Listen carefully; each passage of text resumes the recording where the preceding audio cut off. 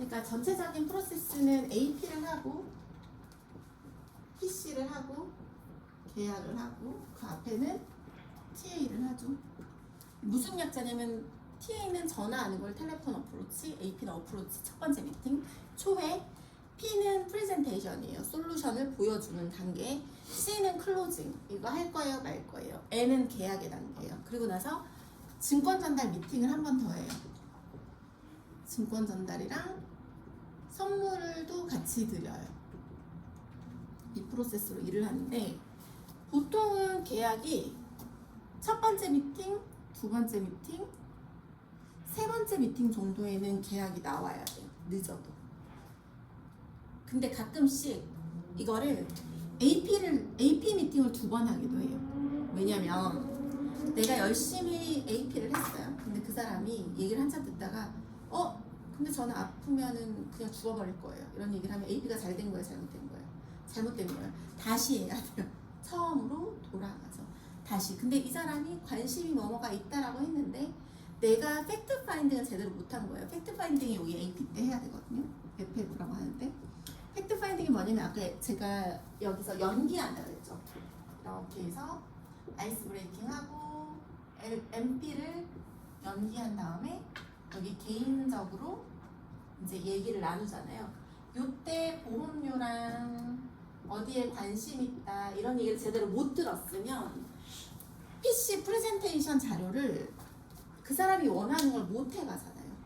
못 해갈 거잖아요. 왜냐면 여기에서 본인이 이 과정을 생략을 했는데 내가 사무실에 와서 그냥 생각해보니까 이 사람 중심한 2억 있어야 돼요. 2억을 막 짜서 그 다음 주에 가져가서 2억 하셔야 됩니다. 그럼 이 사람 되게 생뚱맞는 거니까 어느 정도 이 사람하고 나랑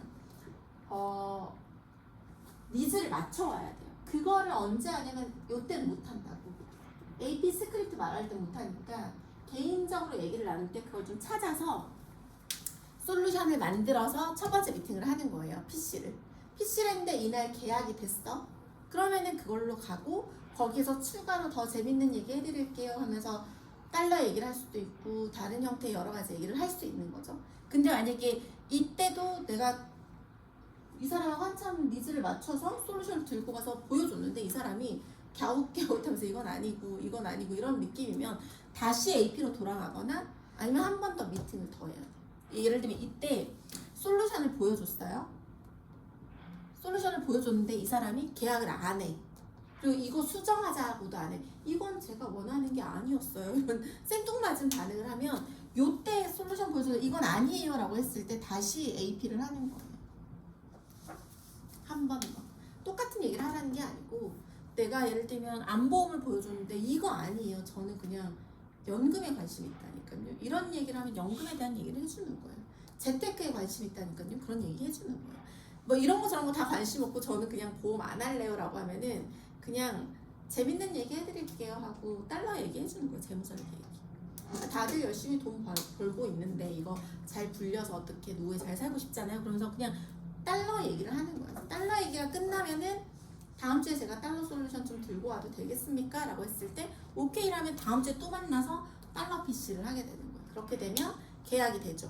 계약이 되면 사인을 받고 한 번 더 무조건 만나야 돼요. 이때 한 번 더 안 만나면 그 계약이 해지될 확률이 되게 높아요.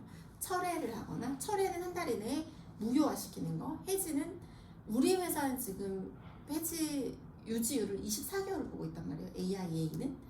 그렇게 되면 이제 첫 번째 보험료가 들어가고 두 번째 보험료가 안 들어가는 거에 대한 페널티도 있고 그러니까 무조건 다지기를 하러 한 번 더 가야 돼요. 그래서 선물은 3만 원 이하 선물을 가급적 끼면 해주고 계약이 2건 이상이다 라고 한다면 건당 한 3만 원 정도 생각하시면 될 것 같아요.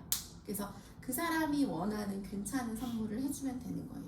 그렇다고 해서 선물 너무 크고 좋은 걸 해주면 오해할 수 있죠. 너무 많이 남기는구나 생각할 수 있으니 너무 큰 거 해주지 말고 대신 저는 어떤 사람한테 큰 선물 해주냐면 소개해준 사람한테 선물 되게 많이 해줘요. 그러니까 내가 영훈님하고 얘기를 한참 했는데 영훈님이 내 친구 땡땡이도 만나고 뭐 별별이도 만나보라고 했을 때 이 두 명과 계약이 됐어요. 그럼 영훈님한테 찾아가서 선물을 어느 정도로 좋은 걸 해주냐면 다이슨 에어랩 60에서 80짜리 또 해주고요. 그러니까 좋은 걸 해줘요. 그냥 그 시기에 유행하는 가장 좋은 걸 해줘요. 한 50에서 100 사이쯤 되는 거. 그거는 문제되지 않아요. 선물 좋은 걸 받은 영우님은 다음번에 무슨 짓을 할까요? 또 소개해줘. 그래서 또 소개하는데 어느 정도까지 소개를 하냐면 옛날에는 내가 좋아했던 VIP 킴에는 그 사람을 딱 만나면 어디에 사인하면 돼요? 하고 기다렸어요. 진짜로. 달러 한다면서 달러 어디에 사인해요? 뭐 하면 돼요? 뭐 이런 걸 물어볼 정도로 AP가 다 끝나 있었어. 그래서 그 사람한테 아 오늘 사인할 거 없어요 라고 얘기하면서 되게 우아하게 영업을 할 수 있는 거지. 오늘은 사인할 거 없어요. 그러면서 그 사람하고 어디까지 얘기해요? 그러냐면 달러 종신도 하고 달러 연금도 하고 건강보험 남편 거 본인 거 싹 다 하고 이렇게 해서 거의 뭐 계약이 6개 정도 애 거도 하고 막 이렇게 나왔었거든요. 그러니까 그 정도로 키맨의 역할을 해준 사람들이 있어요. 그 사람한테는 또 선물 또 해주는 거지. 그 다음번에 커트러리 세트 해주고 이런 식으로 선물해주면 계속 그렇게 소개가 완벽하게 돼서 나온다라고 이해를 하면 될 것 같아요. 이 프로세스인데 이 얘기를 왜 했냐면 AP 때 해서는 안 되는 말이 해서는 안 될 말이 있는데 그게 뭐냐면 첫 번째 보험 잘못 드셨어요 라는 말. 그 다음에 종신이란 단어를 저는 잘 쓰지 않아요. 종신이란 단어를 써야 되면 쓰는데 잘 쓰지 않아요. 보험 이상하다. 이거는 담당자든 그 사람의 보험이든 절대 까지 않아야 돼요. 얘기가 나오게 되면. 그리고 그런 거 하면 안 되는데 이런 얘기도 하시지 마세요. 그냥 다 칭찬해줘야 돼요. 이거는 PC 때도 똑같아요. PC 때 내가 이 사람의 보장을 분석을 하잖아요. 보장 분석이 딱 끝났을 때 이 사람 걸 딱 봤을 때 아니에요. 이 정도는 괜찮은데 이거 잘못됐고요. 이거 왜 하셨어요? 누가 시킨 거예요? 담당자가 누구죠? 이런 얘기를 하지를 마세요. 그냥 그 사람은 그 사람의 철학대로 이렇게 제안을 드린 거라고 얘기를 하고 나는 나의 철학대로 말씀을 드리는 거라고 얘기를 하는 게 되게 좋아요. 그래서 PC 때 하면 안 되는 게 똑같이 보험 이상하다, 담당자를 욕한다 는 하지 마세요. 그 다음에 하지 말아야 될 건 해지란 단어. 이 얘기를 왜 했냐면 이거 이상하니까 해지하세요. 나라면 해지해요. 이거 해지하시는 게 더 현명해요 라는 말을 하지 않아요. 어떻게 하냐면 했던 말을 계속 반복하는 거예요. 이게 만약에 잘못된 보험인 이유가 있을까? 내가 해지를 시키려는 이유가 있죠. 그럼 그 얘기를 계속 하는 거예요. 뭐냐면 갱신보험을 가지고 있는 거예요. 그래서 선생님 이거 보세요. 얘는 보험료가 계속 내야 되고 죽을 때까지 계속 오르고 계속 죽을 때까지 내셔야 돼요. 그럼 이거 해지해야 돼요? 그러면 이거는 계속 오를 거고 죽을 때까지 내셔야 되는데 계속 내실 거예요? 해지해야 되냐고요? 원하시는 대로 하는 거라고.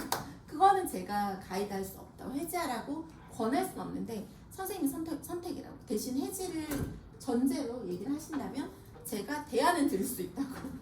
그러니까 내가 먼저 주도적으로 해지에 대한 얘기를 입도 뻥끗하지 않아야 돼. 예를 들면 치과보험을 잔뜩 내고 있어요. 그럼 저는 되게 물어봐요.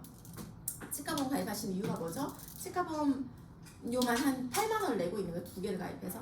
본인이 언젠가 유전적으로 이가 안 좋아서 치과보험을 가입을 했대. 그러면 이 치과보험 해지하셔야 돼요. 그러니까 여기까지 올라오긴 하지만 조만간 임플란트 할 일이 있으세요? 라고 물어보고 연마다 내는 치과보험료의 합산을 알려주면 돼요.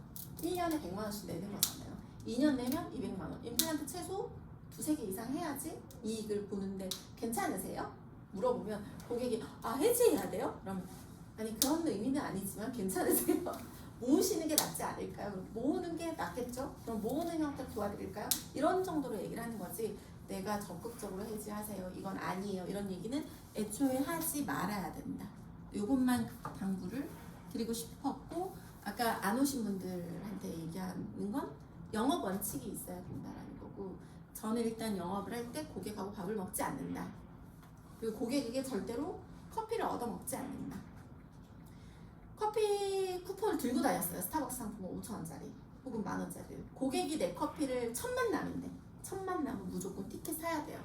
첫 만남인데 내 커피값 내 커피를 시켜놓고 기다리고 있으면 커피 쿠폰이라도 쥐어줬고 2달러 현금 있잖아요, 달러. 그걸 들고 다니면서도 드리기까지 했어요. 왜냐면 절대로 얻어먹지 않아요, 첫 번째 미팅은. 두 번째, 세 번째는 고객이 트레이닝 돼서 나보다 먼저 도착해서 제가 했던 센스를 그대로 다 부리면서 기다리는 고객들도 있긴 한데 그건 친해지고 났을 때 세네 번에 한 번 정도. 이 가급적이면 고객에게 무언가를 얻어먹지 않는다. 밥, 커피 전부 다. 그래서 그런 원칙들이 본인들한테 있어야 됩니다. 간호님 질문 있어요? 표정이 질문 있는 표정이었어. 자, 오늘은 우선은 2시 전까지는 그 얘기를 할 거예요. PC와 관련된 얘기를 할 거예요. PC. 2시부터 2시 반까지 노트북으로 엑셀의 보장 분석하는 거에 대한 얘기를 할 거예요. 노트북 고장 나가지고 로그인 안 되죠? 자, 우선은 PC. AP는 스크립트 준대로 이렇게 하세요. 하고 영상의 내용이 요만큼 들어가고 요건 다 설계를 하기 위해서 백그라운드를 가져오는 건데 PC는 뭐냐면 두 번째 만남이에요. 솔루션을 들고 가야 되잖아요. 두 번째 만남은 기본적으로 순서를 미리 복기를 하고 가야 돼요. 이 사람하고 내가 오늘 얘기를 나눌 순서를 복기를 하는 거예요. 첫 번째 순서는 무조건 뭐가 돼야 되냐면 지난 시간에 대한 리뷰가 있어야 돼요. 지난 시간에 대한 리뷰. 자, 두 번째는 이 사람의 보장 상황에 대해서 알려줘야 돼요. 세 번째는 나의 제안에 대해서 얘기를 해주는 거예요. 자, 보장 분석을 하면은 설계서를 들고 가죠. 그쵸? 설계서 들고 가면은 고객을 잘못된 예를 해줄게요. 이렇게 고객이에요. 딱 왔어. 그러면 설계서를 가방에서 주섬주섬 꺼내서 여기 올려놓는 거예요. 잘못된 예예요. 올려놓고 안녕하세요. 제가 설계를 해왔습니다. 이 설계서를 자, 제가 설계한 것은 어떻게 되냐면 보여주면서 자, 암은 얼마 이렇게 하는데 보험료가 합쳐서 총 한 달에 112만 3천 원이고요. 뭐 이렇게 해서 설명을 하는 거야. 이게 맞나요? 잘못된 예예요. 만나자마자 이걸 들고 설명을 바로 하면 안 돼요. 어떻게 하냐면 인사를 하고 자, 우리 지난 시간에 얘기했던 거 기억나시나요? 라고 물어봐요. 그러면은 안 난다는 사람이 있고 난다는 사람이 있겠죠. 그러면 어디서부터 설명을 하냐면 APA 안에 있는 가장 핵심이 뭐냐면 자, 제가 지난 시간에 뭐라고 그랬냐면 보험은 크게 두 종류가 있다라고 그랬어요. 보장성과 저축성이 있다고 그랬고 저축성은 다음번에 얘기한다고 얘기했잖아요. 다음번에 얘기하고 보장성은 사망, 건강, 실손이 있고 건강은 진단, 입원, 수술이 있다고 그랬어요. 진단은 암, 뇌, 심장과 관련된 게 있다라고 지난 시간에 얘기했어요. 지난 시간에 제가 실비가 엄청 좋은데 치명적인 문제가 있다고 그랬어요. 그게 뭐였죠? 갱신인 거예요. 근데 갱신인데 더 큰 문제는 죽을 때까지 내야 된다는 거. 그래서 요거가 문제이기 때문에 우리가 어떻게 하자 그랬냐면 건강은 그래도 비갱신으로 가입을 해야 된다. 근데 그 중에서도 암내심에 대한 진단금은 얼마만큼 있어야 된다? 연봉만큼 있어야 된다라고 얘기를 했어요. 그래서 그때 선생님이 암이 한 5천 정도 있었으면 좋겠다고 얘기를 하셨어요. 맞나요? 그럼 맞다라고 얘기할 거예요. 5천 정도? 요거를 제가 준비를 해와야 되는데 일단 리뷰 먼저 해드릴게요. 자, 이번 수술은 생보가 더 유리하다고 제가 지난 시간에 얘기했어요. 맞나요? 그럼 맞다라고 얘기해요. 자, 그리고 사망. 그래도 우리가 AP 스크립트의 마지막은 사망보험이 필요하다는 걸로 끝이 나기 때문에 그래도 우리가 지난 시간에 적어도 내가 사망보험금으로 1억 정도는 준비를 하고 싶다라고 얘기했잖아요. 기억나나요?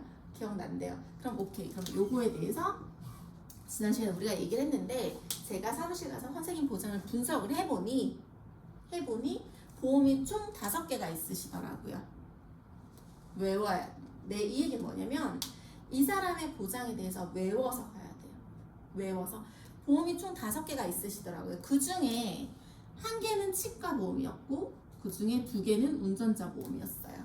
그래서 진짜 건강보험은 5개 중에 2개밖에 없었어요. 근데 둘 다 손해보험으로만 되어 있어서 사망은 종신 형태 사망은 없었어요. 근데 암이 2,000이 있었고 뇌심이 1,000 이렇게 있었고 갱신으로 된 암이 3,000, 갱신으로 된 뇌가 3,000, 갱신으로 된 심근경색이 3,000. 2번은 질병 2, 상해 2. 수술은 특정 수술밖에 없었어요. 그때 우리가 무슨 얘기를 했냐면 수술은 가급적이면 1호종으로 전반적으로 커버하는 게 있는 게 좋다라고 했는데 특정 수술밖에 없었고 2번은 요양병원이 되는 입원이 있는 건 아니에요. 손해보험사이기 때문에. 그래서 암내심 진단금은 2,000, 1,000이었지만 갱신이 이렇게 있는 관계로 갱신 그때 제가 뭐라 그랬다 그랬죠? 죽을 때까지 보험료를 내야 된다 그랬어요. 요거 정도는 저는 조정을 해보는 게 어떨까라는 생각이 들어서 얘는 젊었을 때만 혜택을 받는 거니까 요거 정도는 비갱신이면 좋겠다라는 생각이 들어요. 괜찮으신가요? 물어봐요. 그러면 이제 확인할까요? 이렇게 제가 리뷰를 말로 한 다음에 그 다음에 확인은 종이로 하는 거예요. 그 다음 확인은 이때는 뭐냐면 제가 엑셀표 드린 걸로 한 장짜리가 있어요. 거기에 보장 분석을 다 입력을 하는 거예요. 자, 확인 한번 해볼까요? 그래서 그 엑셀표를 여는 거예요. 패드로 열어도 되고 종이로 출력했대요. 자, 확인하실까요? 보험이 1, 2, 3, 4, 5번이 있고요. 자, 1번하고 4번은 운전자였고요. 2번하고 3번이 건강보험, 5번이 치과보험이에요. 치과보험 가입하신 이유가 있으세요? 그러면 임플란트를 곧 해야 돼서 어쩌고저쩌고 우리 집이 치과 가족력이 있어서 어쩌고저쩌고 이런 얘기를 하면 일단 잘했다고 칭찬을 하고 치과 임플란트 할 게 없으면 치과보험 굳이 있을 필요는 사실 저는 없다고 생각이 들거든요. 제 개인적인 생각으로는. 그래서 치과보험을 너무너무 원하는 사람한테는 해주는 거 오케이. 근데 그게 아니다라고 한다면 그냥 언젠가 치료하잖아요. 이런 사람한테는 당장 할 게 아니면 임플란트가 50에서 100 정도 나올 텐데 그거 이외에는 치료가 10,000원, 20,000원밖에 안 나오거든요. 크라운을 씌워야 한 20만 원 정도 나오니 그 얘기를 하면 다들 근데 보험료가 5만 원, 6만 원이야. 그럼 1년에 내는 게 얼마죠? 한 6, 70. 이미 2년을 내셨어요. 140. 손해일까요? 이익일까요? 물어보면 아 이거 손해네요. 지금 당장 할 거 아니면 그럼 지금 당장 치과 치료하시고 원하시는 대로 하시라. 그분이 정리를 하겠다 그러겠죠. 그건 반대하지 않으면 돼요. 반대하지 않고 모읍시다 그럼 그 돈은 이렇게 해주면 되는 거고 운전자 보험이 2개가 있다고 한다면 운전자 보험 맥스치가 있거든요. 그거 있는 거를 엑셀표에서 확인해서 잘했다고 칭찬해주고 만약에 운전자 보험료를 너무 많이 내고 있다? 10,000원대로 줄여줄 수 있으니 새롭게 해줄 수도 있어요. 그런 거는 쉽고 건강보험에 대해서는 이렇게 리뷰를 표를 보고 하는 거 순서는 지난 시간에 얘기했던 거 정리해서 얘기를 하고 본인의 보장사항을 이 정리한 거에 맞춰서 사망은 얼마, 암내심은 얼마, 입원 얼마, 수술 얼마, 실비 있다 없다 이 정도 체크를 해줘요. 그럼 한눈에 보이죠? 그리고 나서 종이로 본인 보장을 리뷰해주는 거예요. 자, 그리고 나서 자 이렇게 보셨죠? 그러면 저의 제안이 있어요. 제가 요거를 지난 시간에 과한 건 덜어내고 부족한 건 더해봅시다 라고 얘기했잖아요. 저의 제안사항을 말씀을 드릴게요 라고 얘기하면 얘기하라고 얘기해요. 그러면 자 저는 그때 사망보험금이 조금 필요하다라고 하셨잖아요. 그래서 종신에 대한 부분은 따로 제가 나중에 얘기를 드릴 거고 요건 나중에 건강 먼저 얘기를 할게요. 건강은 얘네들 3개가 갱신이다 보니까 보험료를 죽을 때까지 내셔야 돼요. 그러면 저는 80세, 90세 아팠을 때는 암내심 2,000, 1,000밖에 못 받는다고 생각이 들어서 적어도 연봉만큼까지는 아니지만 그래도 암 2,000, 뇌 1,000, 심근경색 1,000 정도 보완을 해서 4,000, 2,000, 2,000에 맞췄으면 좋겠어요. 진단금은. 그리고 요즘은 암내심이 걸리면 진단 말고 치료특약이라는 게 있어요. 갱신이긴 하지만 치료특약을 얼마 해서 이렇게 준비를 했어요. 치료특약은 우리나라에 있는 모든 보험사 통틀어도 다 갱신이기 때문에 어쩔 수 없이 갱신으로 준비를 해드렸는데 요건 젊었을 땐 적극 치료를 하니까 젊었을 때 20년 갱신으로 치료특약을 넣어드릴게요. 그리고 입원 수술 2만원, 2만원인데 얘는 나쁘지 않지만 그래도 요즘은 1인실을 많이 쓰니 1인실 특약을 조금 넣어드릴게요. 넣고 수술은 너무 되는 애들만 나열한 거니까 1호종으로 이렇게 준비를 했습니다. 라고 해서 솔루션도 외워서 가는 거예요. 솔루션도 외워서 가는 거예요. 이렇게 해서 준비를 하면 보험료가 대략 11만원 정도 되는데 어떠세요? 하고 물어봐요. 그럼 고객이 괜찮아요. 아니면 너무 비싼데요. 뭐 이런 얘기를 할 거예요. 너무 괜찮다고 하면 그냥 그때 제안에 대해서 괜찮다고 하면 보험 계약하는 거예요. 괜찮다고 하는 거니. 그러면은 요거 괜찮다고 하면 그럼 오늘 진행할까요? 라고 물어보기도 하고 클로징이에요. PC에서 프레젠테이션 끝났어요. 클로징 오늘 진행할까요? 라고 물어보기도 하고 혹은 최근 3개월 이내에 병원 가신 적 있으세요? 라고 물어보면서 고지사항을 바로 받으면 돼요. 자, 오늘 계약할까요? 이런 거 묻지 마요. 남자친구한테 오늘 우리 뽀뽀할까? 이거랑 똑같은 거. 그러니까 계약할까요를 묻는 게 아니고 그냥 자연스럽게 마음에 드세요? 라고 물었을 때 괜찮은 것 같아요. 그럼 오늘 진행할까요? 혹은 최근 3개월 이내에 병원 가신 적 있으세요? 라고 클로징을 하는 거예요. 근데 너무 비싼데요? 라고 얘기하면 어느 수준의 보험료면 괜찮을 것 같아요? 라고 물어보거나 혹은 암이 너무 적은 것 같은데요? 그러면 암을 얼마 정도 하시면 더 좋을 것 같으세요? 물어보거나 수술 이런 것 같은데요? 물어보거나 간병인 넣을 수 없나요? 그러면 다 체크해서 추가해 주면 돼요. 그럼 내가 대략 하다 보면 통계가 생겨요. 이 나이 또래 간병인 추가하면 25,000원 정도 더 내면 되겠구나. 25,000원 정도 보험료가 오르는데 괜찮으세요? 물어보면 괜찮다고 얘기하면 요거 이렇게 해서 여기 동의하신 걸로 알고 제가 오늘은 안 되고 내일이나 모레 전자청약 보내드릴 테니까 그때 하실까요? 이런 식으로 자연스럽게 정리를 하면 돼요. 이게 클로징이에요. 클로징을 뭐 왜 안 되나요? 와이프한테 상의를 하는데 와이프한테 무슨 상의를 하실까? 이런 것까지 가면 AP가 다 잘못된 거예요. AP에서. 이 순서대로 하면 어지간하면 계약이 다 끝나요. 왜냐면 AP를 했을 때 이때 뭐에 관심이 있는지 다 얘기를 했고 본인이 보험료 얼마 낼지도 이때 대략 얘기를 했잖아요. 그러니까 AP에서 얘기가 다 끝났기 때문에 여기서 솔루션을 가져간 거는 여기서 얼마나 합리적으로 내가 준비를 했는지를 자랑하는 시간인 거고 자랑하고 여기서 조정할 거 있으면 조정하고 아니면 이 솔루션 그대로 가져가는 거니까 오늘 진행할까요? 해서 진행을 빨리 시키는 거예요. 만약에 거절이 나왔어요. 어떤 거절이 나왔냐면 오늘 말고 제가 돈이 진짜 없어가지고 다음 달이나 6개월 후에 연봉이 오르면 하면 안 될까요? 하는 사람도 있거든요. 제가 많이 쓰는 클로징이에요. 보세요. 이쪽으로 보셔야 돼요. 허리가 아프시겠지만 이쪽으로 잠깐 볼게요. 자, 보험을 15살짜리가 가입을 하는 거예요. 100세 만기예요. 그러면 이거를 보통 보험 20년 납을 하잖아요. 그럼 몇 살까지 보험료를 내요? 35세까지 보험료를 내죠.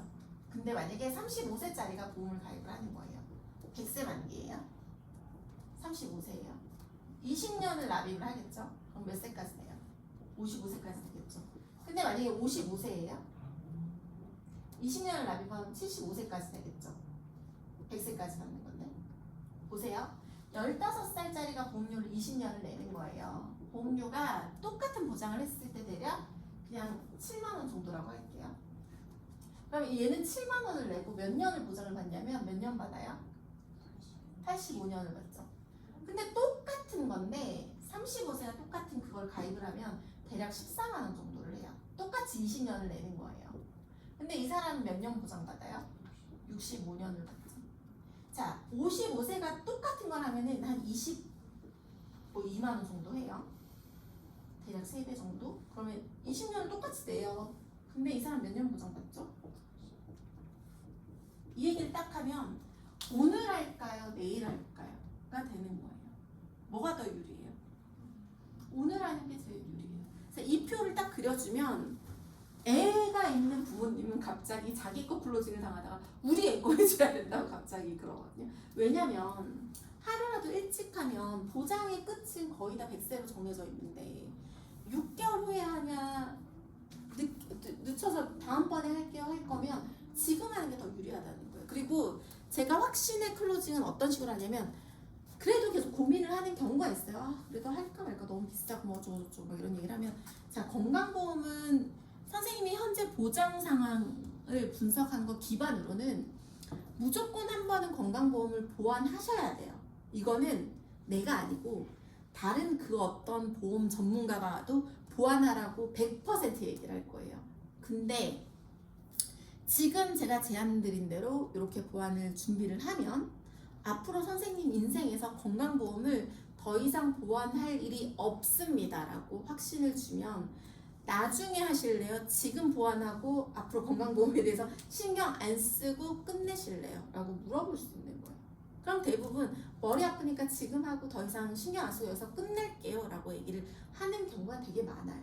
그래서 건강보험은 클로징을 이런 식으로 하는 게 가장 편하고 유리해요. 됐어요? 혹시 다른 질문 있어요? 간호사님? 많이 해봤을 텐데. 고객의 거절. 와이프한테 물어볼게요. 이런 거? 거절 뭐가 있었나 성경에 보면?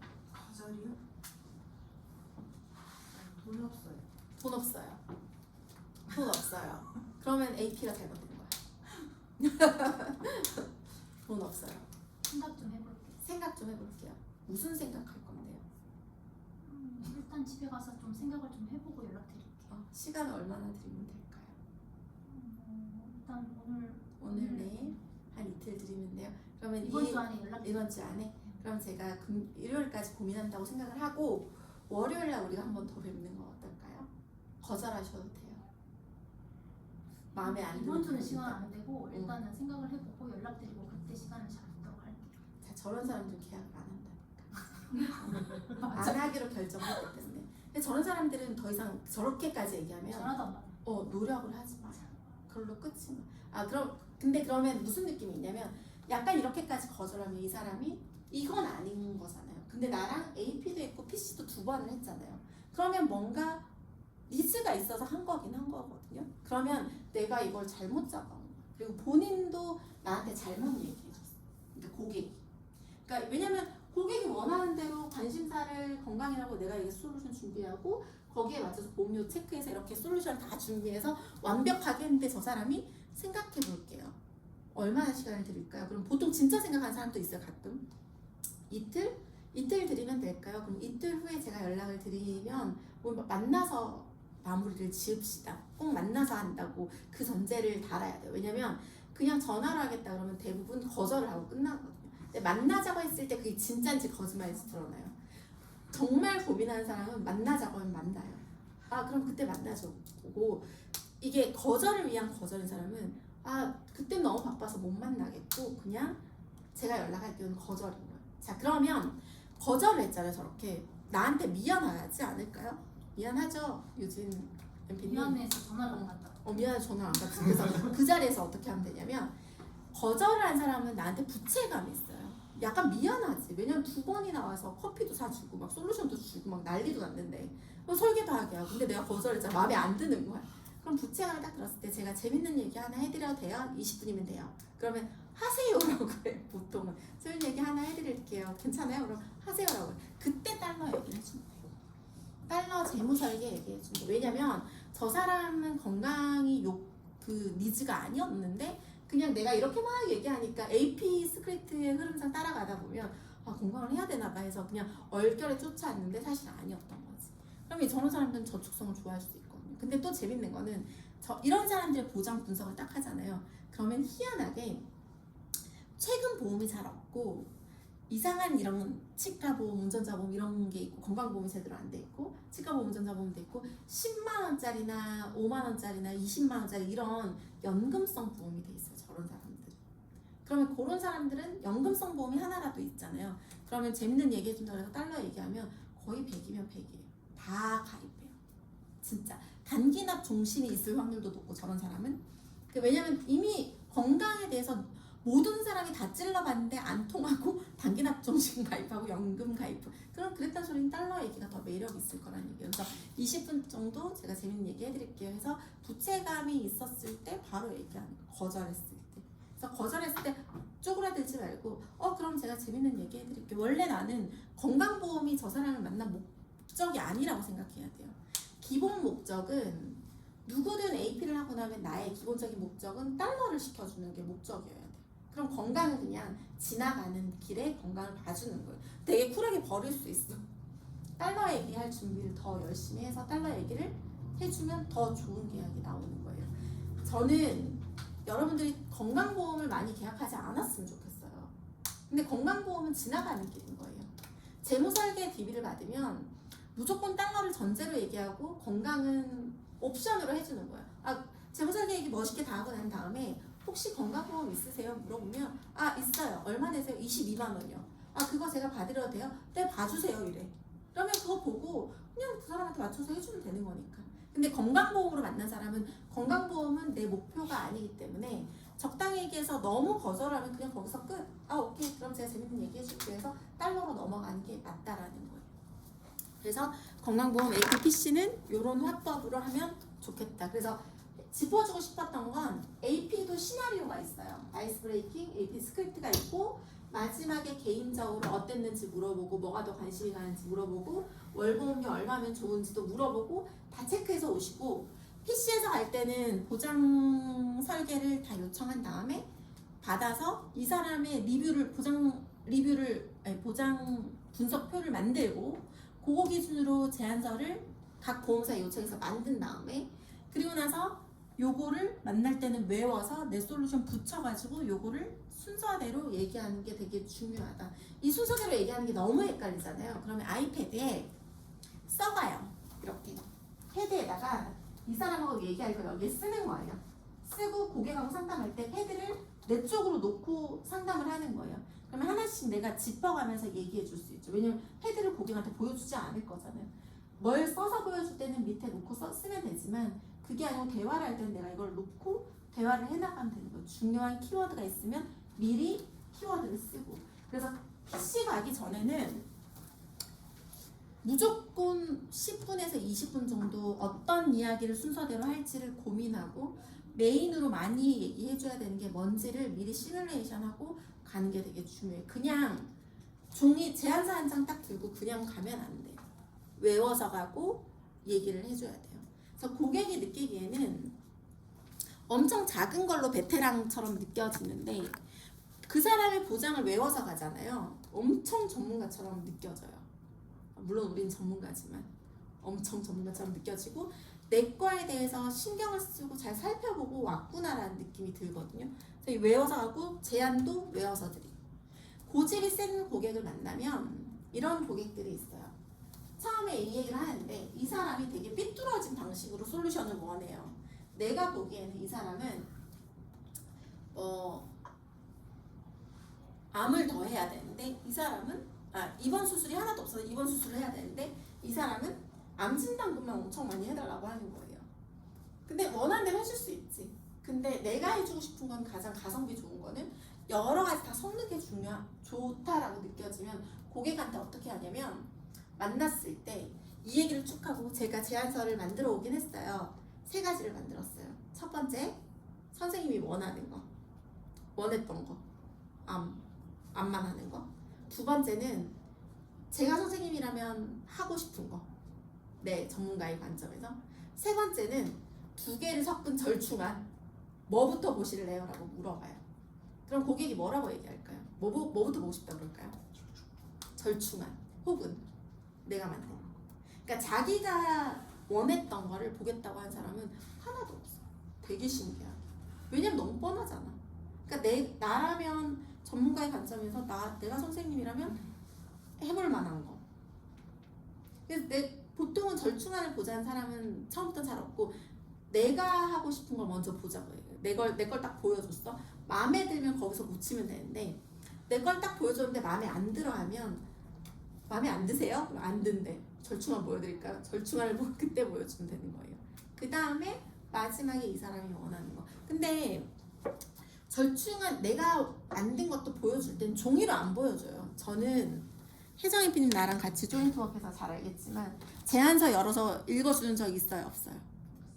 근데도 계약하죠. 제안서를 출력해서 읽어주지 않아도 계약이 돼요. 왜냐면 말로 다 끝내는 거예요. 제안서는 확인시켜주는 단계이기 때문에 제안서를 펴서 얘기하지 않아요. 그냥 보장도 이렇게 말로 외워서 얘기를 해주고 제안도 여기에서 얘기를 끝내는 거예요. 이렇게. 여기서 기타 특약들이 더 있어요 라고 해서 얘기가 끝나는 거예요. 그렇게 되고 나면 그냥 계약하는 거예요. 계약하면서 제안서를 읽어요. 되게 웃기죠. 해약환급금도 계약하면서 봐요. 그러니까 무슨 얘기냐면 제안서를 보여주는 게 중요하지 않다. 근데 처음에는 신입들은 이 제안서가 마음의 평화를 줘요. 그래서 고객을 만나면 제안서를 가방에 넣었다가 일단 책상 위에 올려놔. 그리고 그러면 삼성화재부터 보실까요? 삼성화재를 막 보여주고 자 그러면 현대해상을 볼까요? 이렇게 막 보여주는데 고객은 무슨 말 하는지 몰라요. 그래서 그냥 이 안에서 가장 좋은 걸 주겠다고 아까 오전 시간에 그 색깔 있는 표로 내가 가장 좋은 걸 조합해서 가져오겠다고 얘기해서 그렇게 신뢰를 얻고 제가 조합을 해보니까 암내심 2천 1000에 2번 수술 중에 수술 2번 1인실 수술 1호종인데 2번과 수술이 지금 현재 KB 송보가 제일 싸요. 그래서 이걸로 준비를 했고 암내심과 치료특약은 현재 메리츠가 제일 좋은 것 같아요. 가격도 괜찮고 보장도 잘 되니까. 그리고 얘가 한도가 많이 나오더라고요. 그래서 메리츠와 KB 송보로 조합해서 준비를 했는데 이게 합쳐서 11만 원 정도 되는데 괜찮나요? 라고 얘기했을 때 오케이라고 하면 그걸 보여주면서 앞에 것만 내용들만 확인을 시켜주고 그냥 청약서 보내겠다고 하면 끝나는 거예요. 그래서 제안서 없이 청약한 사람들이 사실 되게 많고 자기가 이거 내용 어디서 보냐라고 물어보면 이메일로 간다고 그래요. 청약서 부본이. 그럼 이메일로 받는 거예요. 그래서 그렇게 얘기를 해도 괜찮다. 그래서 꼭 제안서를 보여줘야 된다는 강박을 버리셔도 돼요. 그리고 또 다른 하나는 저는 제안서를 주지 않아요. 아까 제안서만 놓고 가세요라고 얘기했다고 그랬는데 제안서를 주지 않아요. 왜냐면 그 제안서 받아서 그대로 본인이 안 설계사한테 그대로 계약할 수도 있어요. 그런 사람들도 많기 때문에 제안서를 주지 않고 말로만 해요.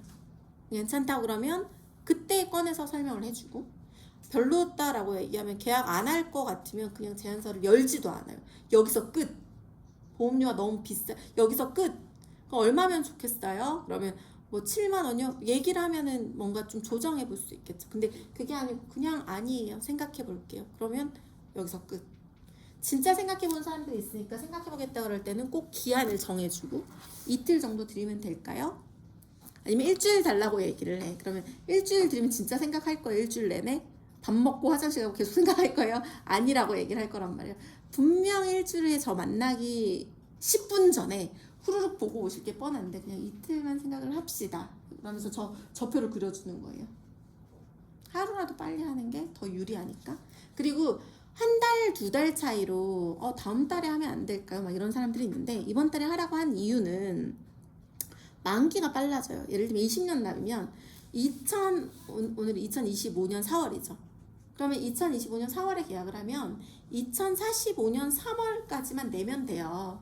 한 달 늦으면 한 달 또 늦어져요. 늙은 선생님한테 미안하실 거예요. 늙어서 한 달 더 보험료 내는 게 갑갑하실 거라고. 그냥 빨리 내고 빨리 보장받고 100세까지 받는 거니까 한 달 더 보장받는 거잖아요. 한 달 빨리 하면 한 달 더 보장받는 거고 한 달 늦게 하면 한 달 늦게 보장받는 거니까 이왕이면 빨리 하는 게 맞죠.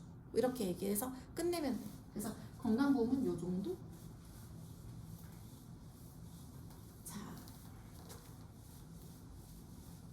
질문 있으실까요? PC를 나가야 되는 사람들이 이제 한두 명 생겨가지고 괜찮나요? 영호님 할 수 있을까요? 할 수 있겠어요? 자료 그냥 보내달라고. 자료 보내달라고 할 때 전 자료 안 보내줘. 보내주지 말라고 하시더라고요. 자료를 보내주지 말. 왜냐면 자료를 보내줘서 보지도 않고 뭐라고 얘기하면 되냐면 제가 자료 보내드려도 말이 너무 어려워서 무슨 뜻인지 모르실 거예요. 그냥 제 얘기를 들으시면 되고 정리를 제가 말로 해드릴 테니까 그렇게 해야 돼. 그렇게 하시고 만약에 자료만 보실 거면 만나서 제가 설명을 직접 드릴게요. 그냥 제가 설명드리면 5분이면 끝나는데 본인이 직접 자료를 보고 해석하려고 그러면 한두 시간 이상 걸리실 거라고. 그렇게 하고 자료를 보내주지 않아요. 그리고 노골적으로 자료를 안 보내준다고 얘기하는 사람도 있어요. 내가 보내주지 말라니까 권순규의 첫 번째 1호 LP는 저는 자료를 보내주지 않습니다, 고객님. 이렇게 얘기를 하더라고요. 제 자료를 따라서 그대로 계약하시는 분들이 있더라고요. 막 그래서 내가 야 너무 원색적이야. 까놓고 그렇게 얘기하기는 부끄럽다 내가 그랬는데 그냥 그렇게 보내주지 않는 게 가장 좋아요. 자료 보내줘서 계약한 사람을 한 명도 못 봤어요. 저 역시. 그럼 계약 후에 자료 달라고. 계약 후에 주는 건 얼마든지. 그리고 심지어 엑셀표 우리 만드는 거 있잖아요. 보장 분석표. 요것도 안 보내주는 경우가 많아요. 근데 요거는 근데 저는 보통 보내주는데 엑셀표 만드는 건 잘 안 보내주는 이유가 컴플라이언스 위반이에요. 이런 표를 만드는 건 이제 위반이에요. 개인이 자료를 만들어서 배포하는 건 위반인데 눈에 보기 좋게 하려고 만들어서 배포하는 거다 보니까 이 자료에는 설계사의 이름을 넣지 않아요. 누가 만들었는지 넣지 않고 사진 찍어 가시라고 하거나 그러지 종이를 직접 드리지는 않아요. 아니면 카톡으로 PDF 파일로 드리기는 한다. 어쨌든 그 종이를 가급적이면 안 주려고 한다. 근데 요즘은 카톡으로 드리고 원하면 드리고. 근데 고객이랑 라포가 형성이 됐어. 본인이 내가 만든 이 엑셀표로 자기 걸 관리하고 싶대. 그러면 엑셀을 달라고 하면 엑셀도 주기도 해. 저 거기 문구가 났어요. 어? 빨간색으로. 이건 그냥 개인이 만든 자료이기 때문에 참고용으로 확인하시기 바랍니다. 맞아. 핑픽사 오. 그런 빨간색 문구를 달아서 드렸어요. 좋은 생각이야. 왜냐면은 나중에 책임의 소지를 그런 걸 보면 이게 사람이 입력한 거다 보니까 항목이 잘못 들어가 있기도 하고 숫자 합계가 잘못되기도 하잖아요. 근데 그걸 기준으로 보험금을 청구할 수 없다는 거예요. 보험금 청구할 일이 생기면 내가 도와주면 되는 거지. 얘는 오로지 참고용이고 MP 관점에서는 이 엑셀표를 좀 이따가 만드는 걸 따로 강의를 잠깐 할 건데 30분 정도. MP 입장에선 이 엑셀표를 완벽하게 만들 필요가 없어요. 왜냐면 이 엑셀표는 수단이에요, 수단. 이거 왜 만드냐면 PC를 할 때 클로징을 용이하게 하려고 내가 제안을 하는 걸 용이하게 하려고 이 표를 만드는 거란 말이에요. 근데 이 표에 숫자를 뭐 넣어야 돼요. 이거는 항목 뭐 항암 방사성 표적 항암 중입자 이런 거 다 넣어야 돼요. 이런 거 물어보는데 중요하지 않아요. 암내심이 얼마나 진단금이 나오고 입원 수술 있고 뭐 이런 정도? 그 다음에 종신 있네 없네? 뭐 이런 정도 중요한 사항만 들어가면 되지 뭐 기타 등등의 뭐 각종 뭐 5대 골절 막 화상 뭐 수술 뭐 이런 거 넣을 필요가 없는 거예요. 그래서 중요하지 않은 건 5만원 10만원짜리 특약들은 다 빼도 상관이 없고 그런 식으로 넣어주면 돼요. 그렇게 해서 하면 돼요. 자, 이번에는 그걸 얘기를 할게요. 지난 시간에 우리 재무설계 얘기를 했었을 때 뭘 얘기했냐면 뭘 얘기했을까요? 자, 이게 자산이죠? 자연스럽게 재무설계 파트로 넘어갈게요. 이게 자산이죠. 자산이고 우물이에요. 사람들은 엄청 열심히 이렇게 매달 한 바가지씩 이렇게 물을 떠서 쓸 돈 쓰고 이 남는 물을 여기다가 자산에다 집어넣죠. 자산의 종류는 저축, 주식, 부동산, 연금 이렇게 4개로 나뉘죠. 그러면 고객들한테 제가 요즘 많이 하는 얘기는 뭐냐면 돈을 이렇게 열심히 벌었어. 쓸 만큼 쓰고 남은 돈을 자산이라는 곳에 묻혀야 되는데 어디에 주로 묻히시나요? 라고 물어봐요. 그럼 저축만 한 사람은 저축만 하고 주식만 한 사람은 주식, 부동산만 한 사람은 부동산, 연금만 한 사람은 연금 이런 식으로 나눠지는데 어떤 성향이세요? 라고 물어보겠죠. 그럼 그 사람이 막 얘기를 할 거예요. 본인은 적금밖에 안 해요. 뭐 주식은 안 해요. 주식 한다고 하면 어떻게 하세요? 적금밖에 안 해요. 그럼 디테일하게 제가 물어보라 그랬죠. 적금 한다 그러면 월 얼마 내세요? 여태 낸 돈 어디 있어요? 여태 내서 만기된 돈? 예금은 얼마 있어요? 현금 얼마 있어요? 물어보고 주식 한다 그러면 한국 주식해요? 미국 주식해요? 물어보고 총 주식에 들어가 있는 돈이 현재 얼마예요? 한국 한다 그러면 뭐 사셨어요? 미국 한다 그러면 뭐 사셨어요? 다 물어보면 다 얘기해줘요. 자, 집도 자가인지 전세인지 월세인지 물어보면 다 알려줘요. 전세라고 했을 때 대출이 얼마예요? 다 알려줘요. 그럼 대출이 요건 외워야 돼요. 대출 2억 정도가 대출 1억이 대략 40만 원이에요. 대출 1억이라고 하면 이것도 다르겠네. 집 담보 대출은 원리금을 상환하죠. 원리금 상환하는 경우에는 1억이 대략 40만 원 정도예요. 원리금을 같이 내고 있기 때문에. 전세 대출은 1억이 대략 30만 원 정도예요. 그래서 대략 그렇게 물어보면 돼요. 전세 대출 한 2억 있어요. 한 달에 60만 원 정도 이자 내세요 라고 물어보면 그 사람이 정정해줘요. 57만 원이 이런 식으로. 그럼 그거 그대로 받아서 하면 돼요. 집 담보 대출이라고 하면 대출이 얼마 정도 있으신가요? 3억 2천이요? 그러면 대략 150만 원 정도 내시나요? 그러면 아니요 170만 원 이렇게 정정해서 그거를 기록하세요. 대출 얼마인지. 그 다음 연금 내세요? 라고 해서 연금 물어보면 되고 지난 시간에 제가 연금과 관련된 내용을 엄청 오래 얘기했죠. 되게 졸린 시간에 되게 어려운 내용을 그래서 연금과 관련된 유튜브는 녹화가 되어 있으니까 그거는 한번 보세요. 내용을. 연금과 관련된 내용은 내가 실수하진 않았겠지 단어를. 어쨌든 한두 번 정도 보다 보면 연금은 내용이 파악이 돼요. 연금은 지금 대략 정리를 하자면 한 번 더 정리를 해주자면 세제 적격과 세제 비적격이 세제 비적격이 비과세예요. 연금 이렇게 있어요. 그럼 저는 이렇게 얘기할 거예요. 40세짜리가 연금을 가입 30세짜리가 연금을 가입을 해요. 그럼 연금 20년을 냈다고 칠게요. 50세까지 납입. 그 다음에 60세에 받는 거예요. 60세까지 거치. 60세 거치. 그리고 60세부터 받는다. 그러면 이때가 수령이죠. 1번 구간, 2번 구간, 3번 구간. 1번은 납입하는 구간, 2번은 거치 구간, 3번은 수령 구간이에요. 그럼 연금이 두 종류가 있죠. A, B. A는 세액 공제되는 거. 세액 공제. 이게 세제 적격이죠. 세제 적격. 그 다음에 B는 비과세. 비과세는 세제 비적격. 그럼 세액 공제 되는 건 뭐냐면 여기 납입하는 1번 구간 동안에 세금을 환급해줘. 16.5% 연봉이 5,500 이하 맞나? 맞았죠? 5,500 이하였죠. 그리고 연봉이 5,500 이상이면 13.2%를 돌려줘요. 그 다음에 거치할 때는 아무런 혜택이 없어요. 그리고 수령할 때는 연금소득세를 내요. 연금소득세. 연금소득세는 60대는 5.5%, 70대는 4.4, 80대 이상은 3.3%를 내요. 그럼 재밌는 건 이건 거예요. 세금이 환급은 많이 해주죠. 13.2%, 16.5%.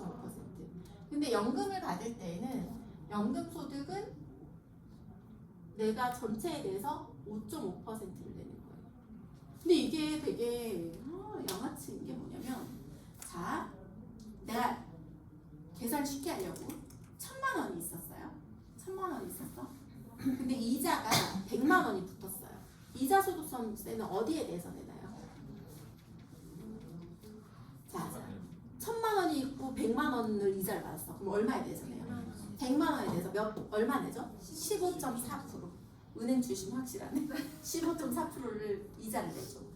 15만 4천 원을 내죠. 근데 연금은 어디에 대해서 세금 내는 줄 알아요? 전체에 대해서 내가 낸 돈. 1,100만 원에 대해서 5.5%를 내는 거예요. 적게 냅니까? 많이 냅니까?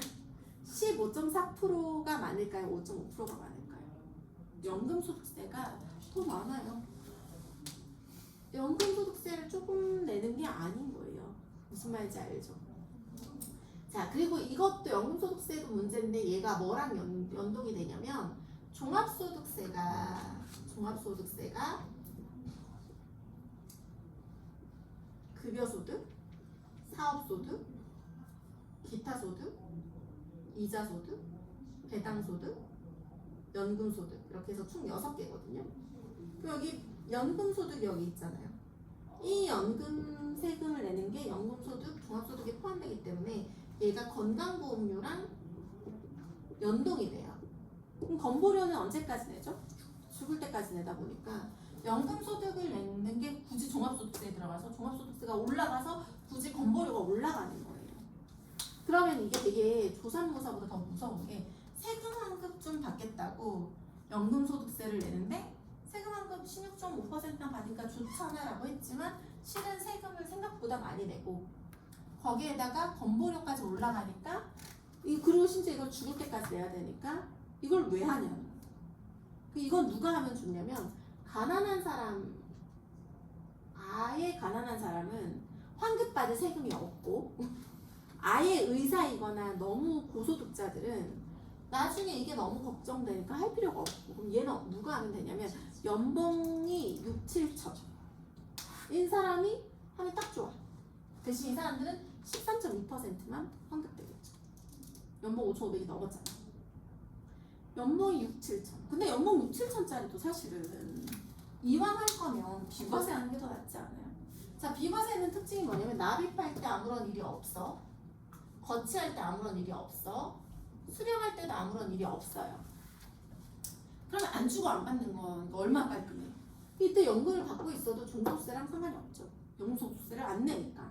그러면 건보료도 상관이 없죠. 그래서 비과세인 게 낼 때 비과세가 아니고 받을 때 비과세니까 제일 좋다라는 거예요. 세액공제는 낼 때만 공제가 되고 나중에는 세금을 내야 되니까 이런 걸 갖다가 세금 이연 효과라고 해요. 이연. 세금을 뒤에다가 이어 붙인다고. 세금 이연 효과가 별로라는 거지. 바보 같다는 거지. 그래서 세액공제 받는 사람들은 무조건 정리해 줄 수 있어요. 자, 세액공제 정리한 방법을 지난 시간에 2가지라고 얘기했어요. 첫 번째, 세액공제 받는 상품이 종류가 2가지가 있어요. 연금, 저축, 보험, 연금, 저축, 펀드. 연금저축보험은 매달 33만 원이나 34만 원 내는 사람들, 이제 한도가 500만 원이 됐나요? 600만 원이 됐나? 600이 됐어요? 그럼 한 달 50만 원 내겠네? 34에서 50 정도를 내는 사람들은 누가 봐도 연금저축보험일 확률이 되게 높아요. 이거 같은 경우는 깨면 어떻게 된다고 했어요? 연금저축보험 깨면 돼요, 안 돼요?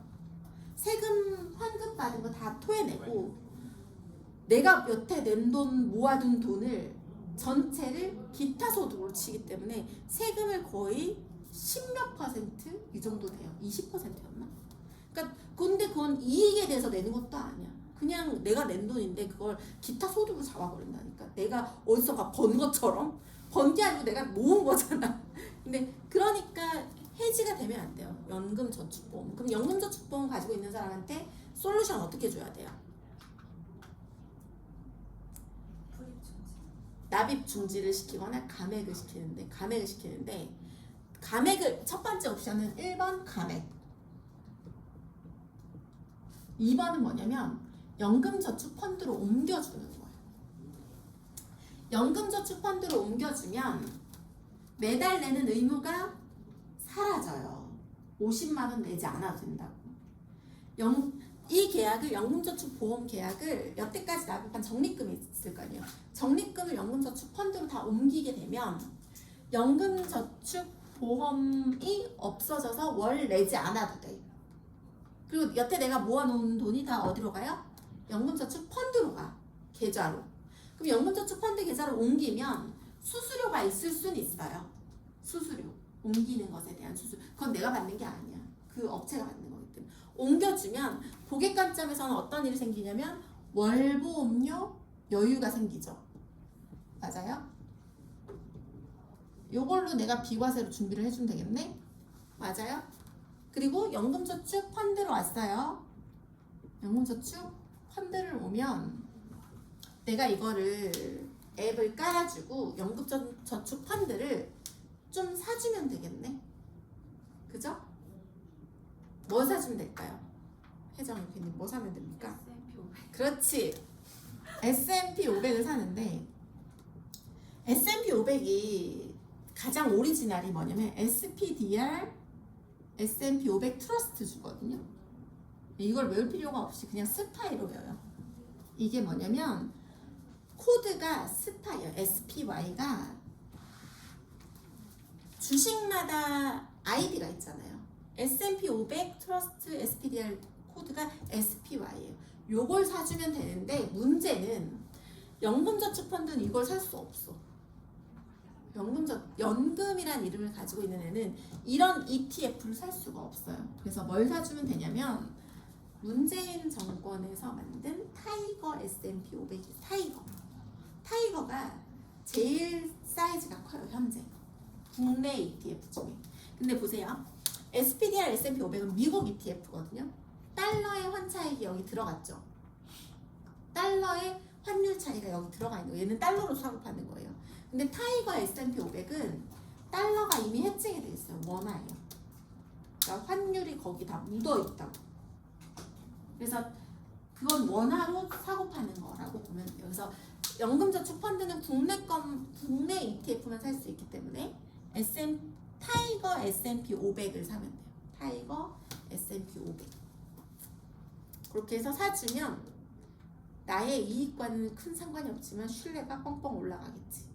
사실은 이렇게 연금저축을 계속 개설을 해주면 내가 펀드 투자 권유 대행인 퇴직연금 모집인 이런 자격증을 따면 이런 걸 내 계좌로 가져올 수 있어요.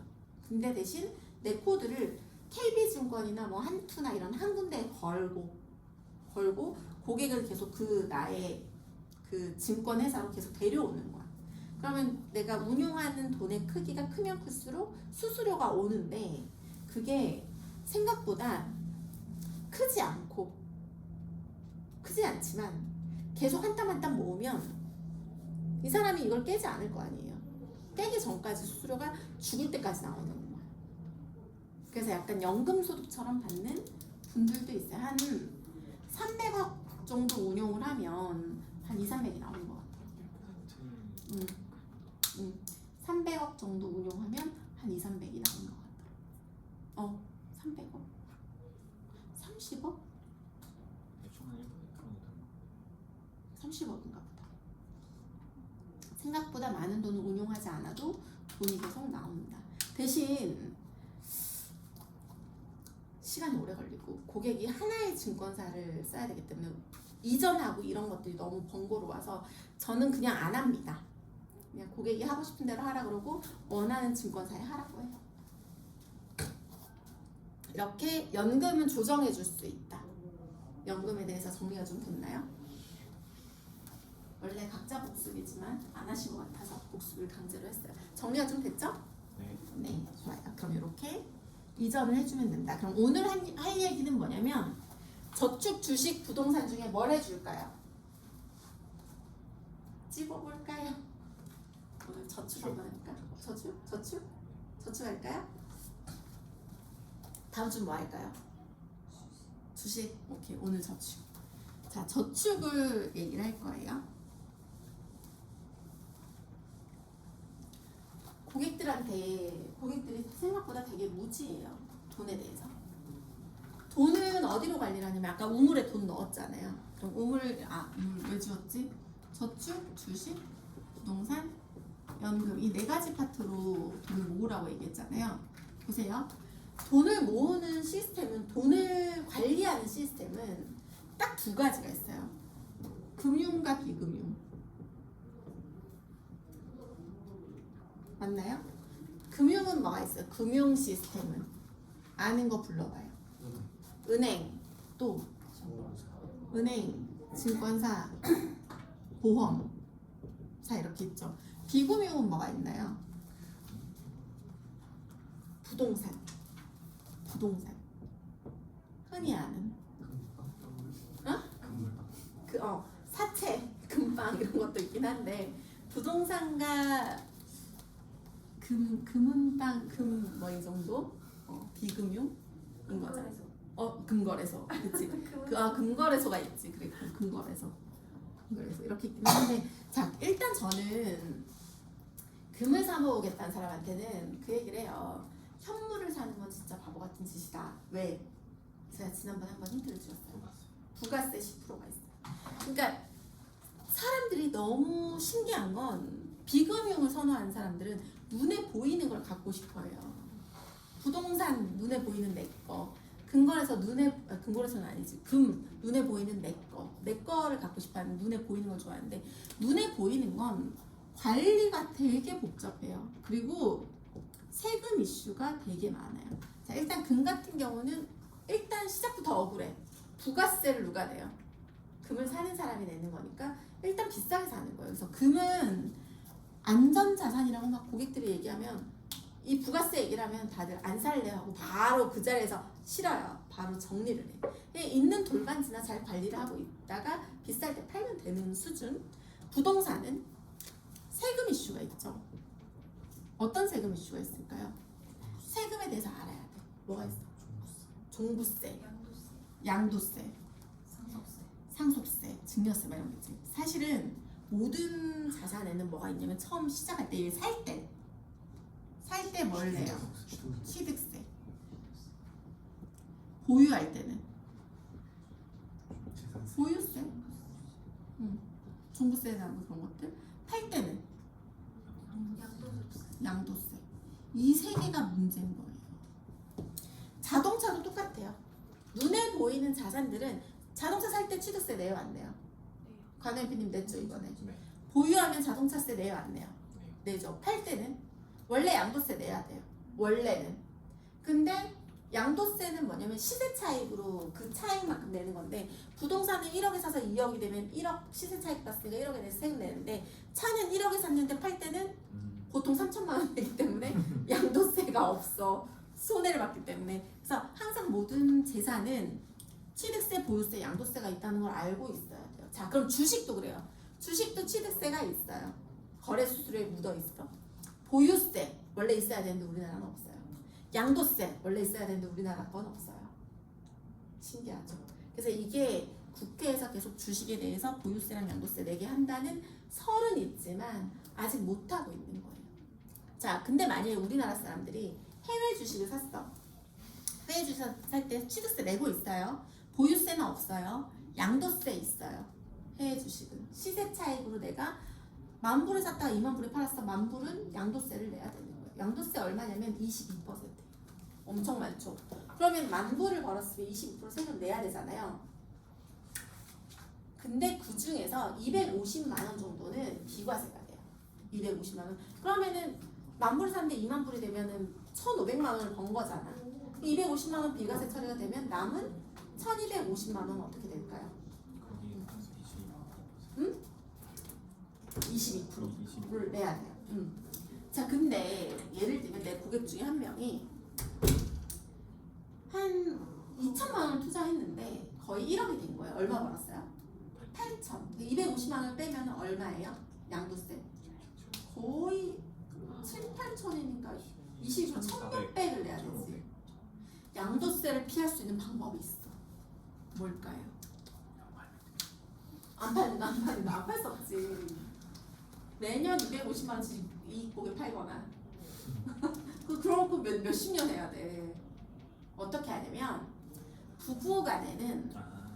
부부간에 양도를 하면 6억까지는 비과세예요. 그래서 내 주식을 배우자한테 양도를 하는 거예요. 양도는 무슨 가격으로 돼요? 현재 가격으로 양도가 돼요. 현재가로 양도가 됐는데, 그럼 와이프는 취득을 얼마로 했어? 20,000불로 취득을 했을 거 아니에요. 그러니까 10,000불짜리 20,000불이 됐으면 내가 20,000불을 다 줬어? 그럼 와이프는 취득가가 20,000불이에요. 그럼 이 사람이 팔면 이익이, 그러니까 양도세 낼 게 있어요? 없어요? 없죠. 그래서 이거를 작년까지 사람들이 엄청 많이 한 거야. 엄청 많이 해서 지금 정부에서 제재가 들어와서 그렇게 안 하고 1년 후에 팔게 해요. 세무조사 안 받으려고.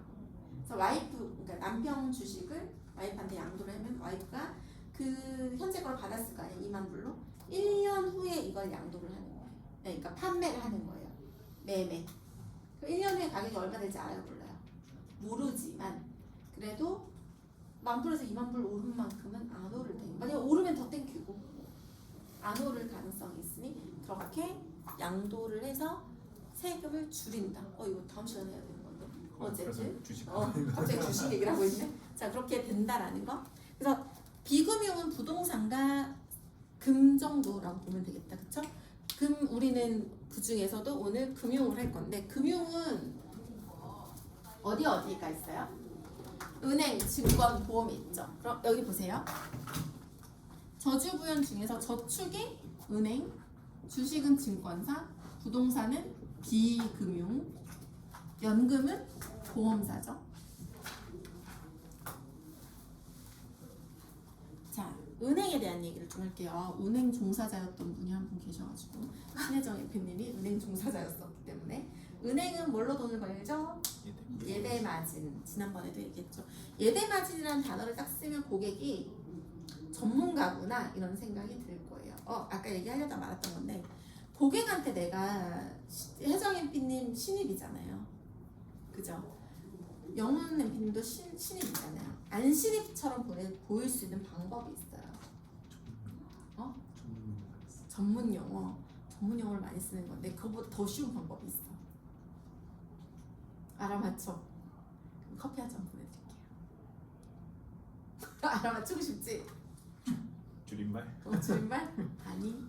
글자 거꾸로 써. 아, 글자를 거꾸로 쓴 순간 경력이 엄청 있어. 그래서 고객한테 설명할 때 저는 글자를 항상 거꾸로 쓰는데 그 언제부터 했냐면 입사하고 2달 차, 3달 차부터 거꾸로 썼어. 왜냐면 옆으로 이렇게 쓰는 게 너무 힘들어서 거꾸로 쓰는 게 오히려 편하겠다 싶어서 앞에 놓고 거꾸로 썼어요. 근데 회사에서는 어떻게 알려줬냐면 나의 왼쪽이 항상 앉히는 거야.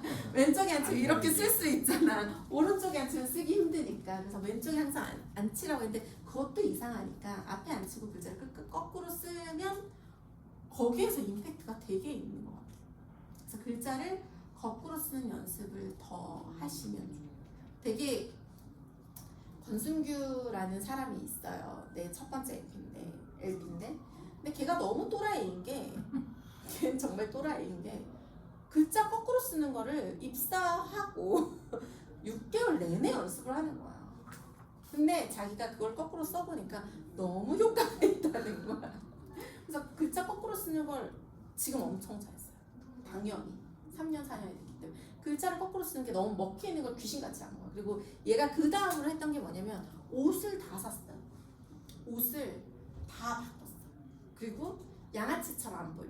그러니까 남자가 정장을 입으면 왜 젊은 설계사들이 왜 인스타에 올라오는 사진을 보면은 왜 그 시계 좋은 거 사고 외제차 로고 앞에서 아 오늘도 힘든 하루 핸들 사진을 찍어 올리고 이런 게 너무 양아치 같으니까 정장을 입되 머리에 젤이나 이런 걸 많이 바르지 않는 거예요.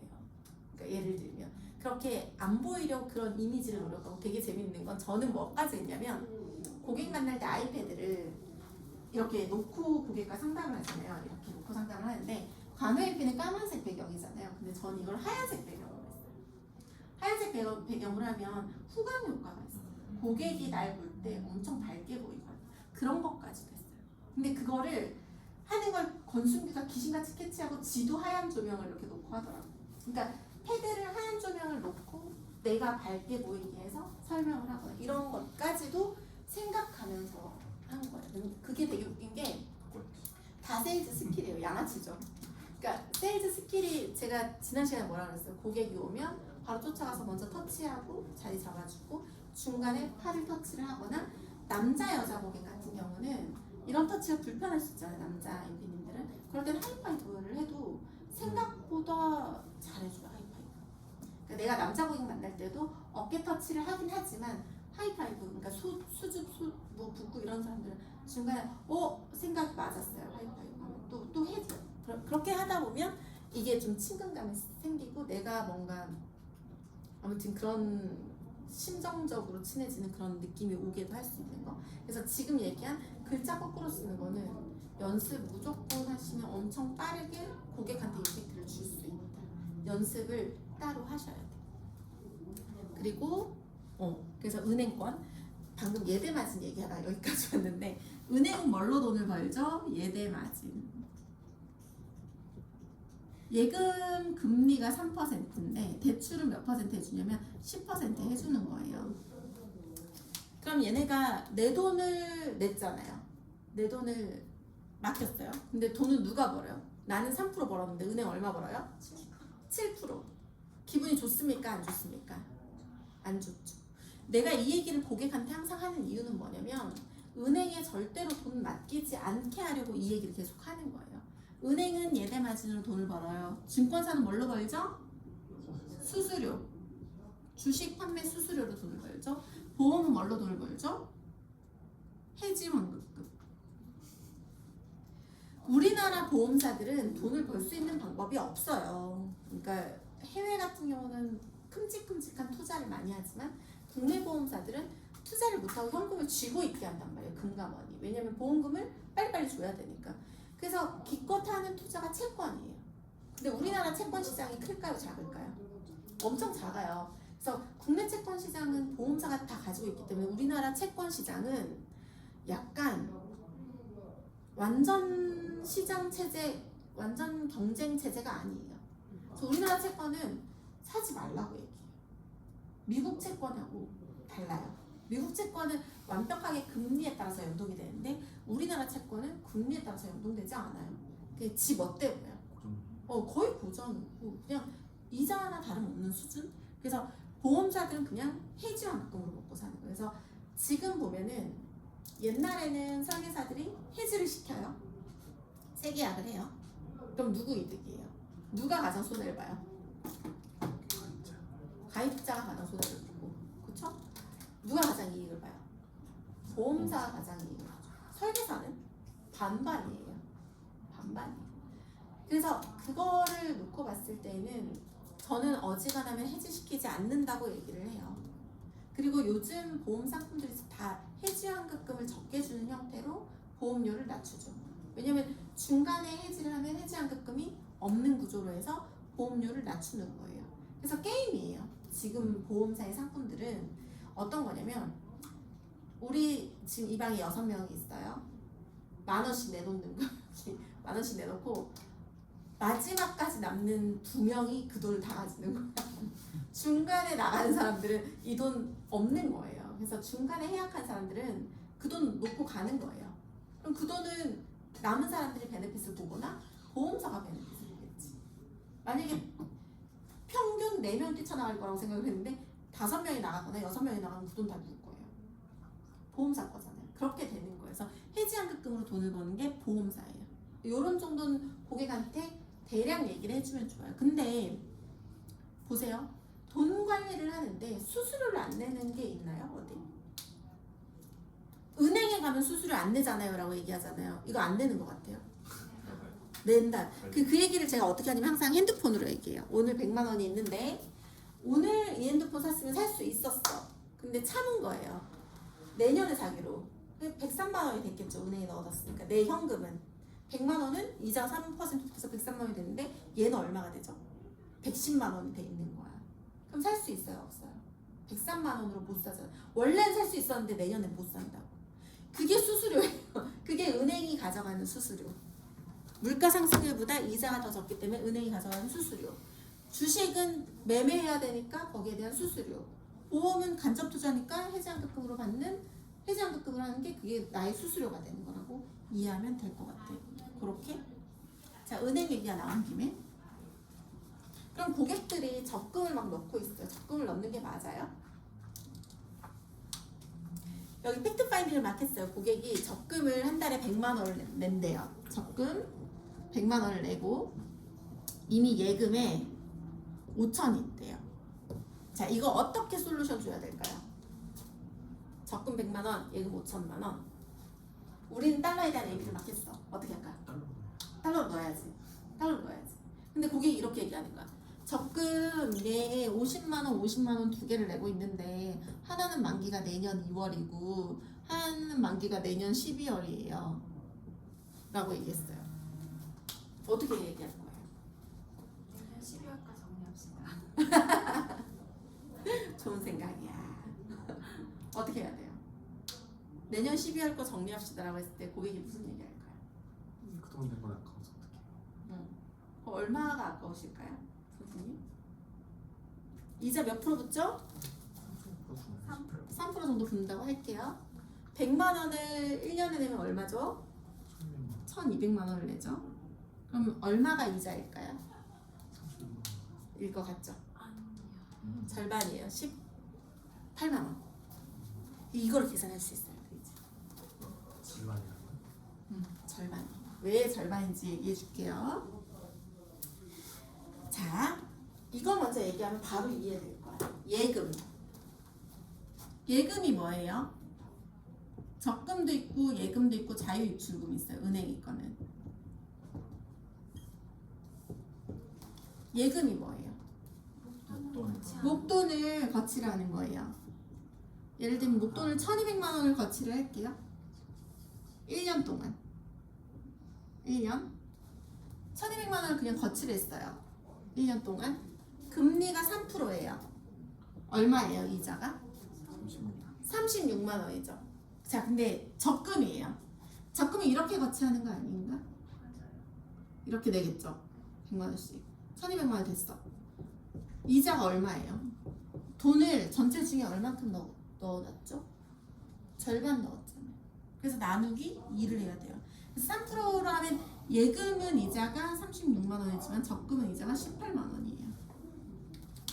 18만 원 때문에 내년에 달러를 한다는 게 말이 됩니까? 그렇게 되는 거예요. 그래서 이거에 대해서 내가 계산을 해주고 이자가 생각보다 많지 않다는 거. 여기서 또 뭘 빼죠? 이자 소득세 15.4%를 떼는 거예요. 그렇게 되면은 한 3만 원 또 빠지겠지. 그러면은 이자는 15만 원밖에 안 되는 건데 굳이 이렇게 되는 거예요. 그래서 기회비용이란 단어 아시죠? 기회비용. 기회비용이 뭐죠? 선택했을 때 포기되는 비용. 어떤 걸 선택했을 때 나머지 포기해야 되죠. 자, 내가 만약에 돈이 되게 많아요. 캐시플로우가 많으면 이 적금 놔두고 남는 캐시플로우로 다른 뭔가를 할 수 있겠죠. 근데 내가 남는 캐시플로우가 딱 이거밖에 없는 거야. 100만 원. 근데 그 모든 100만 원이 다 어디로 들어가고 있어? 적금을 들어가고 있어. 그럼 이거는 고객이 선택하게 해줄 수 있는 건데 기회비용에 대해서 얘기하는 거예요. 이거를 내년에 우리가 만나기로 해서 그렇게 됐을 때 적금 이자 얼마 받죠? 18만 원, 세금 떼고 나면 15만 원 받으실 건데 이게 아니고 더 좋은 대안인 예를 들면 달러에 대한 얘기가 다 끝났다고 했을 때 더 좋은 대안이 있었을 때 지금 달러를 하는 게 맞을까요? 아니면 내년에 이거 다 만기 받으시고 하는 게 맞을까요? 라고 물어보면 고객이 좋은 대답을 하게끔 내가 잘 가이드를 해야 되는 거예요. 그러면은 만약에 하나는 만기가 내년 2월이고 하나는 만기가 내년 12월이에요. 둘 중에 하나를 정리해야 된다 그러면 뭘 정리할까? 얘는 1년짜리고 얘는 2년짜리야. 뭘 정리해야 될까요? 2년짜리. 내년 12월에 끝나는 거 정리해줘야죠. 긴 거 먼저. 갈 길이 머니까. 갈 길이 멀죠. 얘는 갈 길이 그렇게 멀지 않잖아. 근데 사실은 두 개 다 정리하는 게 맞는데 저는 고객한테 하나만 정리하라고 얘기해요. 왜냐면 두 번째 거 100% 정리하게 돼 있어요. 조만간. 달러 해보고 이것저것 직접 투자를 시키다 보면 두 개 다 정리를 해서 적금으로 돈 넣는 게 부질없다는 걸 깨닫게 돼요. 그래서 팔로우업을 하다 보면 요거 먼저 조지고 그 다음에 요거 해결하면 되는 거예요. 그래서 미안해 조지고 그래서 적금, 예금, 자유입출금에 대한 개념이 내가 서 있어야 되는 거고 고객한테 예대 마진에 대한 얘기를 하고 은행에 돈을 넣으면 나는 부자가 안 되고 은행만 부자가 된다는 걸 얘기를 해주는 거예요. 그러면서 적금이나 예금에 대해서 어떻게 처신을 할지에 대한 얘기를 솔루션으로 주면 되는 거예요. 너무너무 보수적인 고객도 적금을 저 정도 넣고 있으면 다 달러를 하자 그러면은 엄청 겁내거든요. 근데 저 중에 3분의 1에서 절반 정도를 달러를 모읍시다라고 하면 대체적으로 동의를 해요. 그래서 제가 다음 주에 달러로 된 솔루션 가져와도 될까요? 라고 했을 때 동의를 한단 말이에요. 지금 제가 클로징하고 AP 하는 모습을 본 사람은 관우 MP랑 혜정 MP 두 분이 있는데 재무설계를 해줄 때 달러에 대한 AP 스크립트는 제가 영상으로 줬잖아요. 20분짜리 국가부도의 날 영화 보여주고 왜 달러를 해야 되는지. 달러는 큰 그림으로 얘기하면 추세와 위기잖아요. 추세랑 위기. 추세는 뭐예요? 매년 200원씩 환율이 오른다는 거. 위기는 10년, 12년마다 위기가 한 번씩 올 때 환율은 급등하지만 주식과 부동산은 폭락하는데 그때 내가 어떤 자산이 있어야 되냐고 물어보면 다들 달러라고 얘기할 테니 달러 자산이 있어야 된다는 거에 대해서는 다들 동의. 그럼 제가 다음 주에 와서 달러 자산을 잘 모으는 방법에 대해서 얘기를 해주겠다고 할 거예요.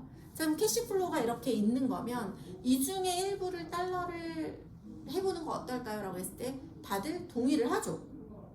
달러 사는 거 괜찮아. 그러면 적금 중에 하나를 움직여야겠네요. 그럼 움직이겠다고 얘기해요. 뭐 하실까요? 그러면 고객이 막 고민하면 저라면 긴 걸 버릴 거예요. 그럼 긴 거 버리겠다고 할 거예요. 그럼 얘 대신 이제 달러를 넣어주는 건데 제가 다음 주에 달러 솔루션 가져올 거예요 얘기한 순간 고객의 머릿속은 어떠냐면 보험은 싫다라는 생각이 든단 말이에요.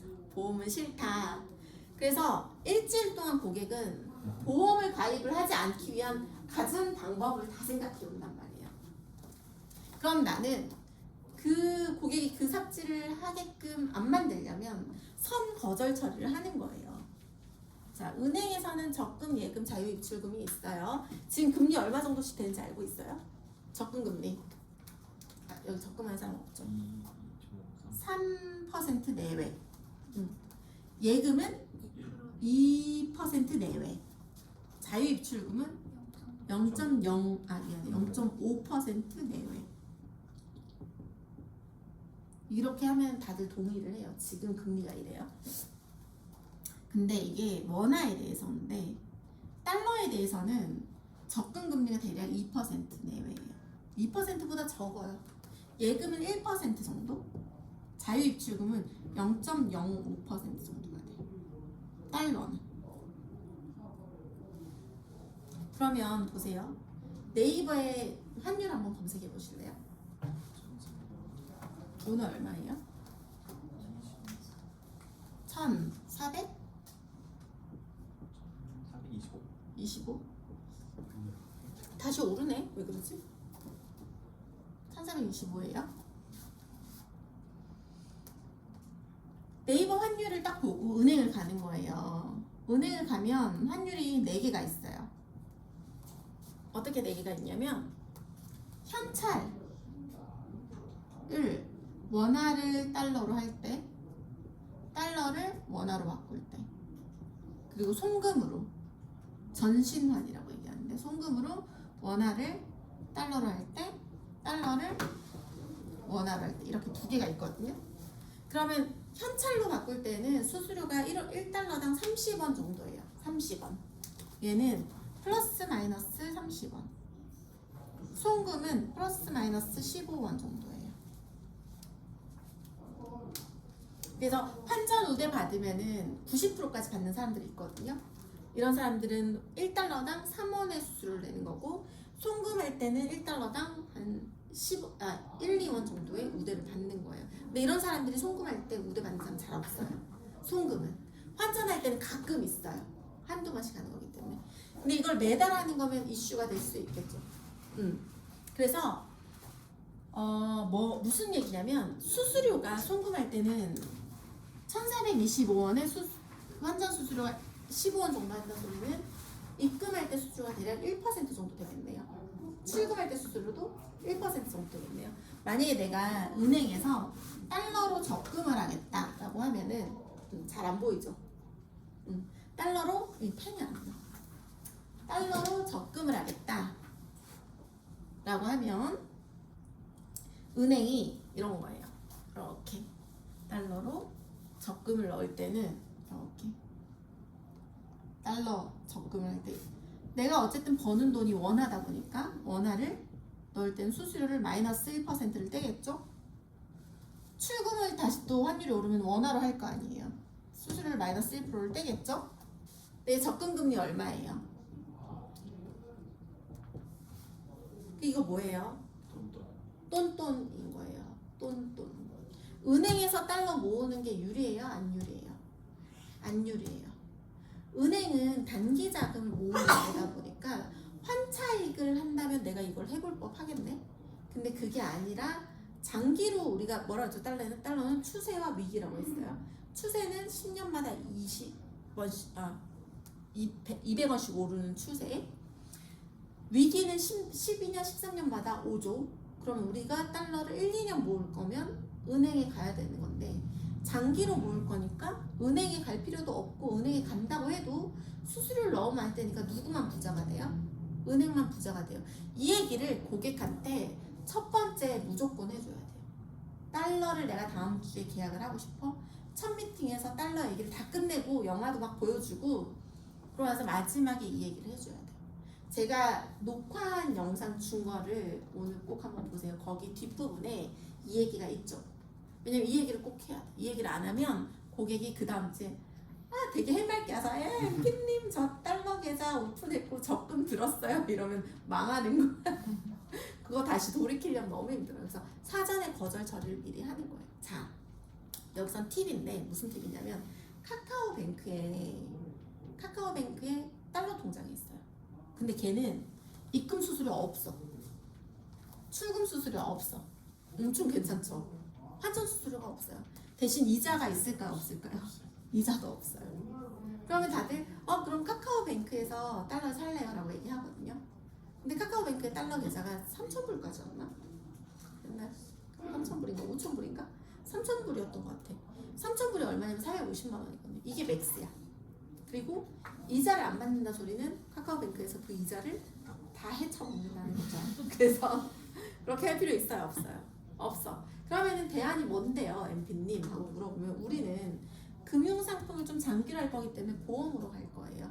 보험 상품을 제가 들고 올 거고 대신 장기 상품이에요. 장기 상품이다 보니까 환전 수수료는 아까 실제로 돈을 바꿀 때는 30원이었고 송금할 땐 15원이었잖아요. 1달러당. 환전 수수료는 2원이에요. 1달러당. 그리고 이자는 3.5% 정도 붙어요. 추가 납입한 거에 대해서는 그 얘기를 해주는 거예요. 괜찮죠? 그럼 그게 괜찮다고요. 그거에 대해서 제가 다음 주에 중장기 자금에 대해서 얘기를 할 거예요. 왜? 하고 한 번 더 못 박아주는 거예요. 다음 위기가 언제죠? 2032년에서 2033년이에요. 몇 년 남았어요? 7, 8년. 5년 남았나? 7, 8년이죠? 7, 8년 남았어요. 그 다음 위기는 몇 년 후죠? 그로부터 또 12년 정도 후? 20년 후네요. 선생님 나이가 몇 살이죠? 그래서 플러스 7세 해주고 플러스 20세 한번 해주면은 두 번의 위기가 있는데 언제 가장 크게 베팅하실 건지 물어보고 20년 후는 완전 장기죠. 7, 8년 후는 중기죠. 중기자금, 장기자금을 달러로 모으는 걸 저는 보험 상품으로 가져올 거예요. 그리고 제 소속은 AIA입니다.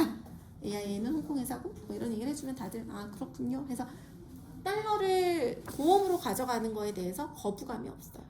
얼마 정도 모아보실까요? 라고 얘기하면 30만원, 50만원 이런 얘기를 하면 그거에 맞춰서 그리고 내가 딱 봤을 때 이 사람은 그래도 50 정도 모아도 되겠다 싶으면 50 정도 모아서 모으는 방법으로 얘기를 해주면 된다라는 거. 그래서 은행에 대해서는 고객이 은행 상품을 가입하지 않게끔 가이드를 하고 거기에 대해서 내용 정리해서 PC 준비를 해가면 된다라는 거.